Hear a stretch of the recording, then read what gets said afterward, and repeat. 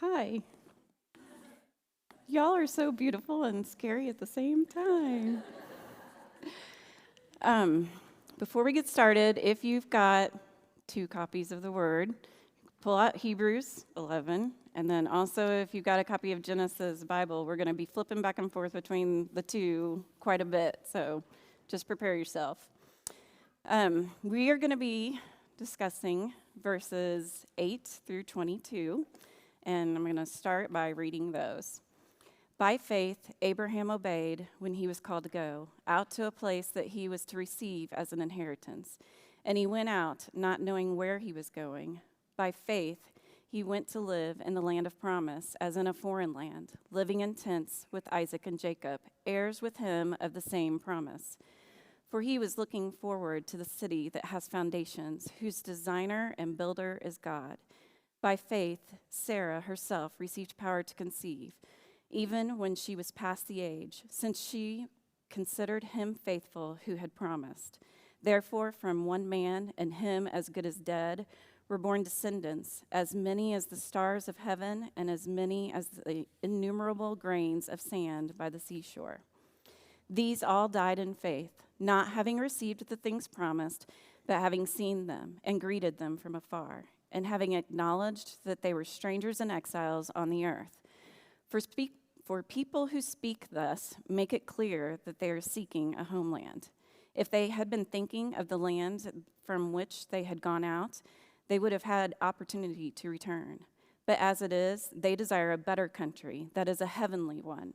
Therefore, God is not ashamed to be called their God, for he has prepared for them a city. By faith, Abraham, when he was tested, offered up Isaac, and he who had received the promises was in the act of offering up his only son, of whom it was said, "Through Isaac shall your offspring be named." He considered that God was able even to raise him from the dead, from which, figuratively speaking, he did receive him back. By faith, Isaac invoked future blessings on Jacob and Esau. By faith, Jacob, when dying, blessed each of the sons of Joseph, bowing in worship over the head of his staff. By faith, Joseph, at the end of his life, made mention of the exodus of the Israelites and gave directions concerning his bones. When I first started looking at these verses and trying to outline them, it reminded me a lot of the patterns that we see when we study a lot of the Psalms, kind of an A, B, A, B. You guys familiar with that? That's what the author here is doing. He starts with this example of Abraham and then other people and how they had faith in their life.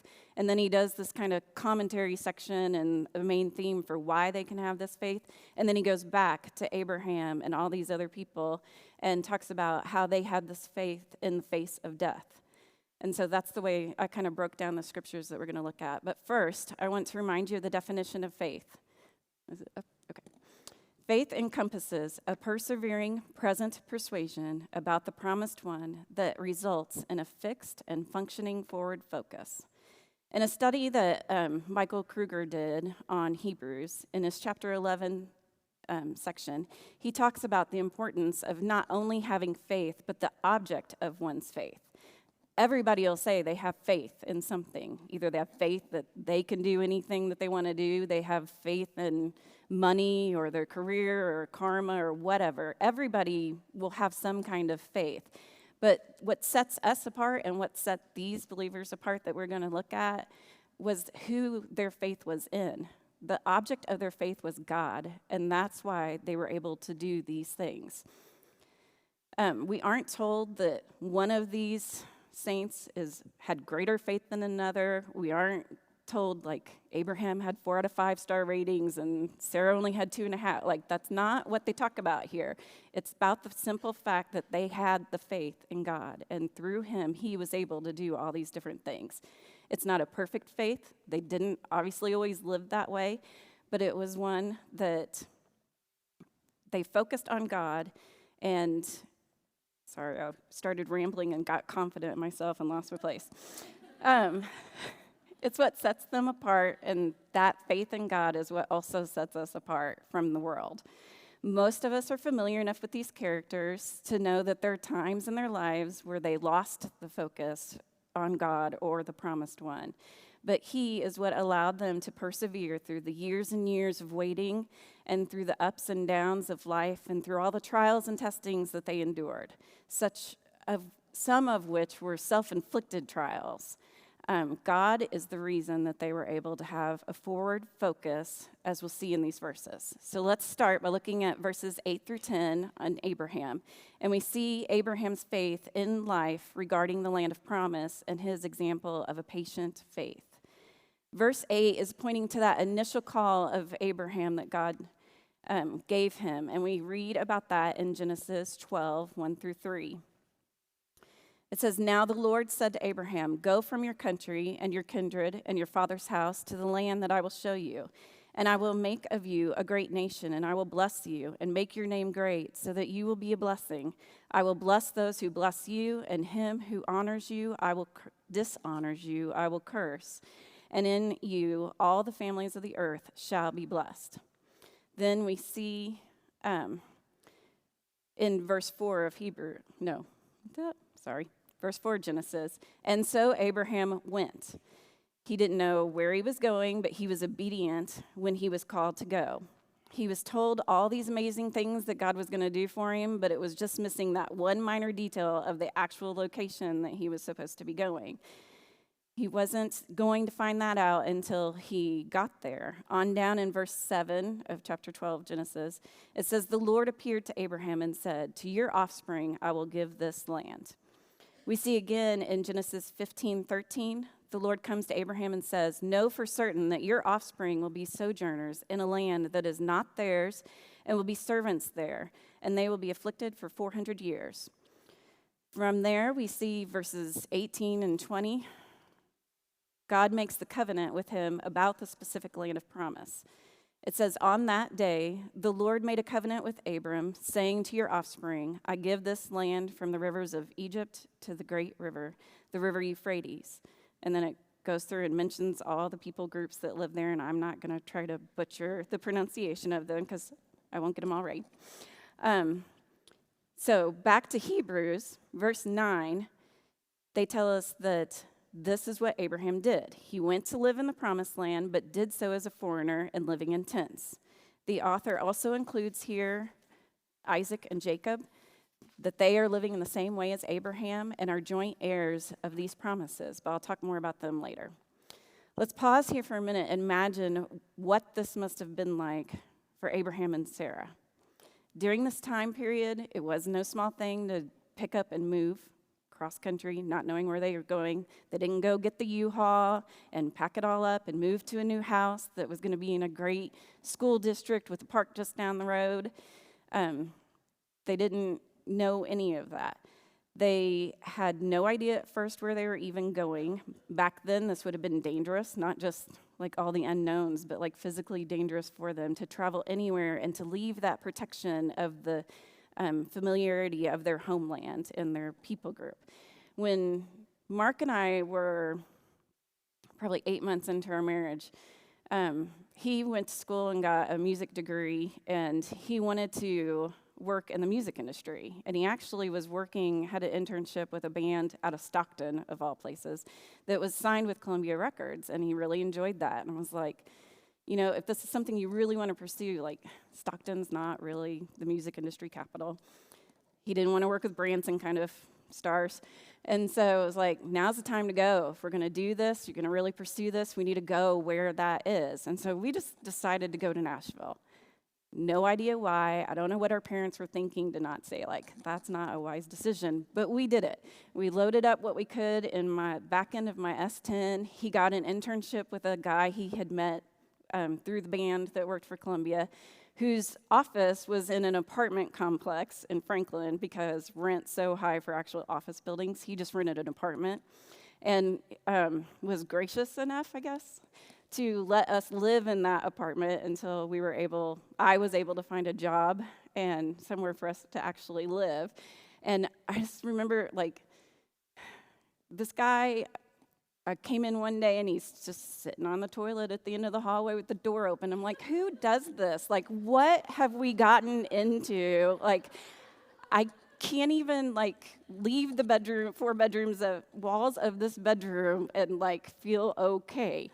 And just laying back in that bedroom, mattress on the floor, we had a TV, and like that was it. I'm like, what did we do? Why did we do this? And fortunately, another story, God took care of us, and it was a great time there.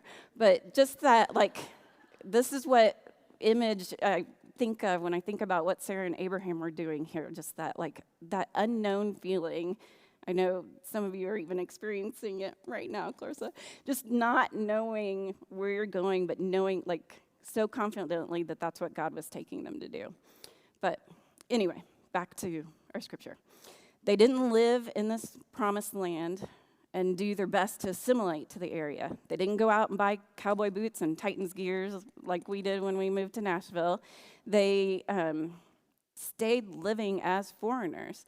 They would have stood out to all these people groups that are in this land like a sore thumb. It would have been obvious that they did not belong. Mark and I just went a couple of weeks ago up to the last game of the Cardinals baseball season, and where they were playing the Cubs, of all people. And it was so obvious, like we knew by the actions, by the way they were dressed, the people that did not belong there and shouldn't have been at the game were obvious. They stuck out like a sore thumb, and that's the way Abraham and Sarah and all the people that were with them would have been also. So turning back to verse 9, it also tells us that they were living in tents. This wasn't considered their temporary housing, but that's how they lived. They weren't buying land and building a house or trying to create this big city on their own. They were just kind of living nomadic lifestyles. And the only land that Abraham even ever owned in Canaan was where he and Sarah were buried, which he didn't purchase until after Sarah's death. Sarah lived to be 127 years old. She was around probably 65 when they started this journey. So for more than 60 years, they did not own any land in Canaan. And even when they did, it was a cave in a field that was used for burial, and that was it. So why would Abraham do this? Let's read in verse 10. God had revealed to Abraham that there was something better to look forward to that this world could not provide. It was going to not be a city like the one he had left or like any of the ones they had seen in the land of Canaan, but one with foundations, one that was designed by God and one that was built by God. The foundations are an obvious contrast to the tents that they had been living in that unsteady, if you've ever been camping, like that's not, most normal people would not want to live that way for longer than a weekend. I know there's some of you that would, but that's a different topic. It says that God did 2 different things with this city. He designed it, which means he planned each part of the city and integrated all those separate parts into one whole. He also built it, which focuses more on the execution of the design plans. God is both the builder and designer for the city that Abraham was looking forward to, and that we should also be looking forward to. In the Old Testament, the land of Canaan was a huge focus for their immediate goals, but it never was God's ultimate goal for these people. God had revealed this to Abraham, and even while Abraham was missing a lot of those pieces that have been revealed to us, since then, he understood enough to know that his mind should be set on the things above and not on earth. How gracious it was of God to reveal those things to him, so that he could endure the 100 years of living this way and do so patiently. 100 years. We lived 8 years not owning a house, and then we finally did one, and I thought like that was an eternity. 100 years. He lived this way. Abraham had faith that encompassed a persevering present persuasion about the promised one that resulted in a fixed and functioning forward focus. I am running slow. Okay, on to Sarah. By faith, Sarah received herself power to conceive, even when she was past the age. When Sarah first arrives on the scene in Genesis, we learn 2 things right off the bat from her. She was Abraham's wife, and she was barren. That's what we know about her. When they both heard that she was going to become pregnant, they both laughed about it. Abraham's laughter was more of a joyous, nervous kind of laughter, and Sarah's was a doubting laughter, like, yeah, right, this, okay. But despite these doubts, Sarah still considered God, who had given her the promise that a 90-year-old barren woman would have a baby. She knew that God is reliable and true to his word. He was faithful to do such an impossible and ridiculous sounding thing by our own standards. Look at verse 12. It starts with the word therefore. And a lot of, like the common saying is, if you see a therefore, you got to ask what it's there for. It is therefore because she considered him faithful. That is what helped produce also the one man who is described as him as good as dead. That just strikes me funny for some reason. They both considered that not only God was going to provide them with this one child, but they were going to be the offspring of descendants that would be as many as the stars and as many as the innumerable grains of sand. Can you imagine what that number would amount to? On a side note, this man that's described as good as dead, after Sarah died, he went on to marry another woman, and they had 6 more sons. So around the age of maybe 137 or so, like this body that was considered as good as dead during this time period still produced 6 more children. God gave an enduring power to that body.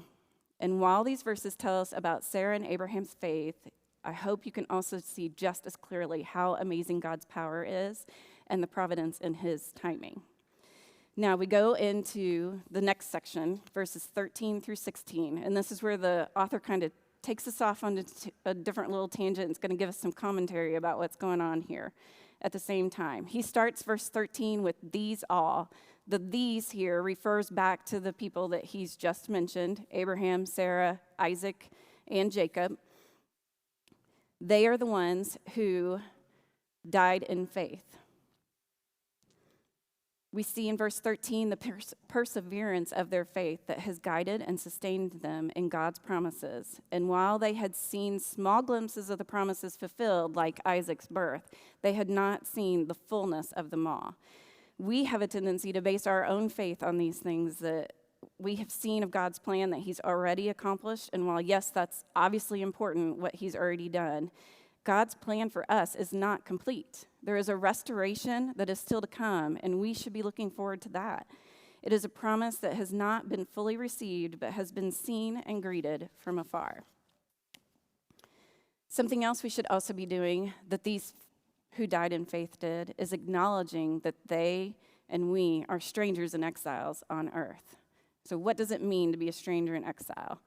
A stranger is an outsider, a person who is unacquainted with or unaccustomed to something, a person who is not a member of the family group, community, or the like, a guest or a visitor. An exile is defined as anyone separated from his or her country or home, either voluntarily or by force of circumstance, to separate from country, home. And just in case you aren't sure what it means to acknowledge that you're an exile and stranger, look at verse 14.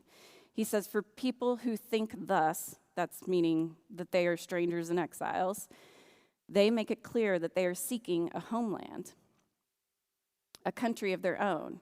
And if you're still wondering about their position on this subject, verse 15 tells us that if they wanted to go back to their earthly home, they could and would have gone. Why is the author spending so much time here and making such a point here? I think it's because of who his original audience is. Like Desiree talked about last night, these are Jewish Christians who have probably been exiled from their land. They're facing a lot of the enduring trials of not being there and being tempted to go back. And so the author is trying to encourage this original audience to stay the course, to continue looking forward and not looking back, but to say, it says then in verse 16 that they desired this better country. They didn't just want it or think about it, like they desired and longed for it. This better country reinforces the theme that the author of Hebrews has already talked about in the chapters leading up to it, like Desiree mentioned, in about the idea that Jesus and all that he brings in the new covenant is better. He talks about better hope and a better covenant in chapter 7, better promises in chapter 8, better sacrifices in chapter 9, and a better possession in chapter 10.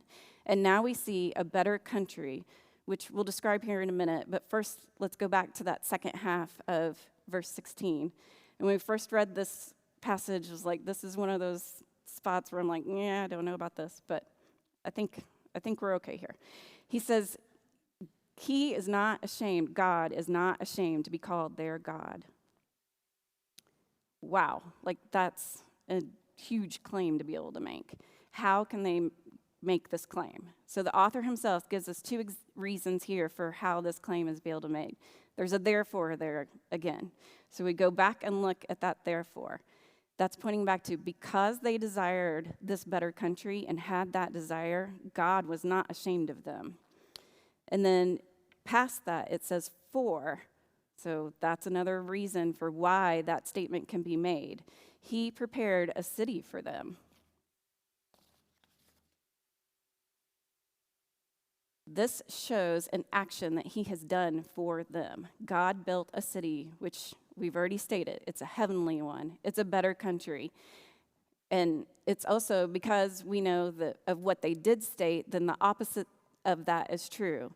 So it's a better country that will be their homeland. They won't be strangers and exiles in this land or foreigners, but they will be known and citizens with all the rights and privileges that comes from that. They will be that in this city that God has built for them. We also know that God is the designer and builder of it and that the city has foundations. God is honoring their faith. Because they desire to be with God, he prepared a place where they can be with him. This is an echo of what Jenny talked about earlier in verse 6. And without faith, it is impossible to please him. For whoever would draw near to God must believe that he exists and that he rewards those who seek him. This is their reward, that better country. So after making all these statements, now the author's going back to his pattern. He's going back to Abraham, and then he's going to go back to the other people that he mentioned along with Joseph. But he's going to talk about how their faith pointed them, how God is not being ashamed of his people, even in the face of death now. So before it was all about like in their life, now we're going to be talking about when they're facing death. And we start off with Abraham facing his most difficult test in verses 17 through 19. Abraham had an enduring faith. Can you imagine the faith that would be required to do this? I don't have time to go into the whole story that occurred in Genesis 22 of this account that he's talking about here. But the thing I want that stood out to me whenever I was reading it was in verse 4 of chapter 22. It says, on the third day, Abraham lifted his eyes and saw the place from afar. So they had been taking 3 days at least already at this point, the place he could still see from afar. So I don't know how much longer he took about that, but like he knew what he was getting ready to do for 3 days. This wasn't something that God said, here it is, go do it, and he was able to go do it right that moment. There was like this lapse of time there and to contemplate what God had asked him to do. So how was he able and why was he able to do this?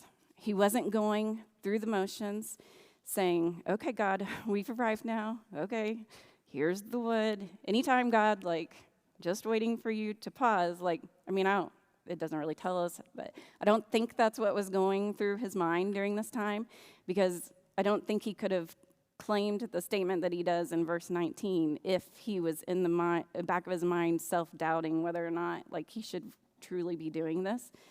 In verse 19, it says, he considered that God was able even to raise him from the dead, from which, figuratively speaking, he did receive him back. Like, he was all out in faith and going to do whatever it was that God was asking him to do, and he was okay with it. Like, he knew God would either raise him back or whatever, that God was going to still be able to fulfill his promise.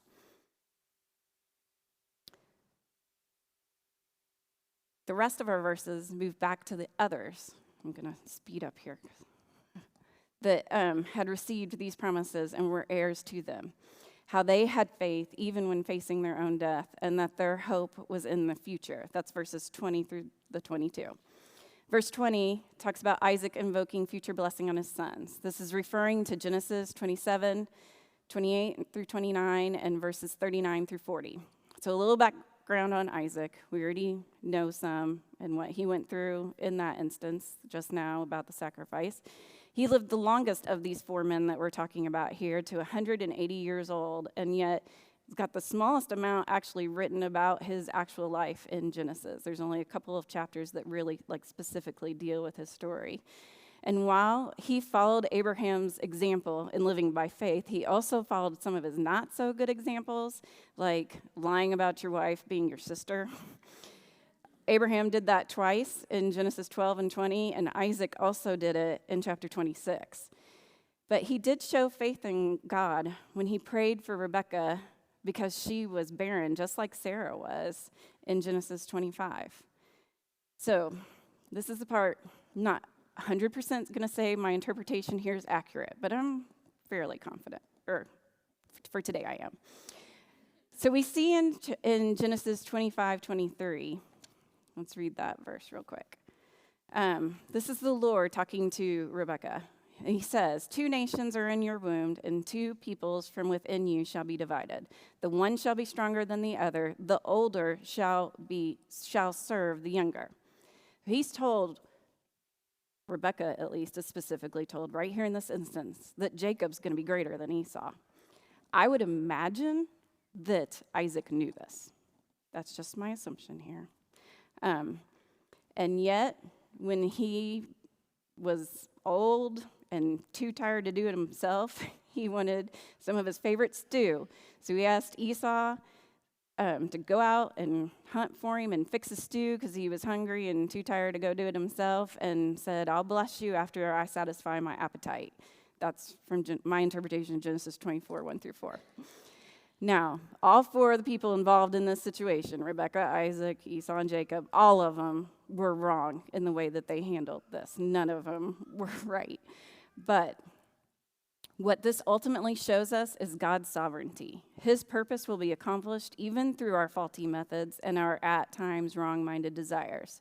When Isaac realizes that Jacob had been the one to receive the blessing and not Esau, Genesis 27:33 says that Isaac trembled very violently. Now, this is part I'm not real sure about, but I don't think he trembled because he was so angry about what had happened. I think he trembled because he had a fear that came over him because he realized that he had been trying to do something contrary to God's plan. I think Isaac's faith can be seen in the way that he reacted, even to the point of a physical reaction to his own sin. One commentator explained it this way, saying, where it is not the design of Isaac that he mistook Jacob for Esau, it was the will of God that he should bless him. Isaac did it in faith, believing that the person he blessed would be blessed, though he was mistaken in who that person actually was. Even when we mess up like that, we can still ultimately be called faithful, not perfect, but faithful. So now, on to Jacob. Verse 21. Here it says, by faith Jacob, when dying, blessed each of the sons of Joseph, bowing in worship over the head of his staff. So we know Jacob, like I just said, he did not have to follow along with his mother's plans. He would have received that birthright without manipulating the situation. It's a reminder that God sometimes works through even the most unlikely people. And we can see through Genesis a repeated pattern of deceit in Jacob's life in the way that he treated people and the way that others treated him. Think about how his uncle tricked him with who he was going to marry. So he did it to others, and others did it right back to him. But the author of Hebrews chooses to focus on Jacob's faith when it was displayed in 2 events. The first one was when he tells us about blessing Joseph's sons. This is from Genesis 48, verses 13 through 20. This is similar to Jacob's own experience. By both fathers in the situation were old at this time. They had poor eyesight and had a difficulty identifying the boys. Jacob blessed Ephraim, the younger son, over Manasseh, the older son. He also went on to adopt these 2 sons as his own, and that's how they became part of the tribes of Israel, but that's another topic. That's from Genesis 48:5. The second event he talks about is when he bows in worship. This is Genesis 47:31. In this chapter, Jacob made Joseph promise to bury him with his fathers in Canaan and not in Egypt. When Joseph agreed to this, Jacob had so much gratitude towards God that he was moved to worship. Now, Joseph's examples that the author refers to in verse 22, those can be found in Genesis 50:24 through 25, if y'all want some later reading to do. Joseph obtained much greatness during his life, but it was never in the land that was actually promised. It was in another land that he had all these successes and blessings that he received. He knew all about the promises that had been given to Abraham, to Isaac, and then on to Jacob. And he also knew that someday, probably not soon, but someday, God would bring them to that promised land. And he had complete faith that it would happen. He also made the people that was around him whenever he was on his deathbed take an oath to take not his body, but his bones back to Canaan. The fact that he says bones, I think, is part of an indication there is he did not think that the Exodus was going to be something that would occur right away, or he would have said bodies, but it was going to be something that would still take a while.